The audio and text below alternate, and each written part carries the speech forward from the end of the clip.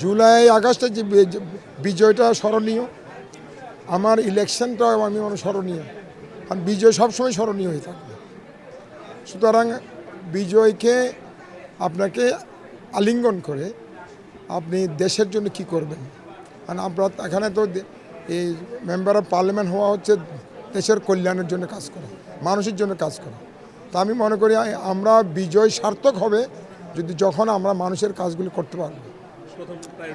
আমার ইশতেহারে আমি বলেছি আমার বোয়ালখালীবাসীর দুঃখ হচ্ছে কালুঘাট ব্রিজ, আমারও দুঃখ কালুঘাট ব্রিজ, কারণ আমাকে বোয়ালখালীর সাথে আমার এমন পলিটিক্যাল সংযোগ রয়েছে, সামাজিক সংযোগ রয়েছে।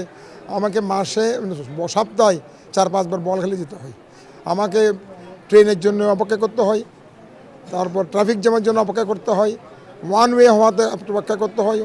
বোয়ালখালীবাসী যে কষ্ট ভোগ করেন আমি সেম কষ্ট ভোগ করি। তবে আমি যে কমিটমেন্ট দিয়েছি, আমার প্রথম এবং প্রধান কাজ হবে কালুঘাট ব্রিজের কাজ শুরু করা, সেদিকে আমি নজর দিব এবং আমি একটা টিম করে দেব, কোঅর্ডিনেশন টিম রেলওয়ের সাথে আমাদের কোঅর্ডিনেশন টিম মানে আমাদের পলিটিক্যাল বোয়ালখালীবাসীকে নিয়ে, তাদের যারা বোয়ালখালীর গুণীজন যারা আছেন, যারা এই কাজগুলি করতে ভালোবাসবেন, জনগণের জন্য যারা শ্রম দিতে ভালোবাসবেন, একটা কোঅর্ডিনেশন কমিটি করলে তাড়াতাড়ি আমরা জিনিসটা, কারণ এখানে কোঅর্ডিনেশন না করলে রেলওয়ে বসে থাকলে আমি কমিটমেন্ট দিলাম, কিন্তু কী হচ্ছে না হচ্ছে যদি ডে টু ডে অ্যাফেয়ার্স এগুলি যদি আমার কোঅর্ডিনেশন কমিটির সাথে লিয়াজও থাকে, তার কাজটা আমরা দ্রুতভাবে করতে পারবো।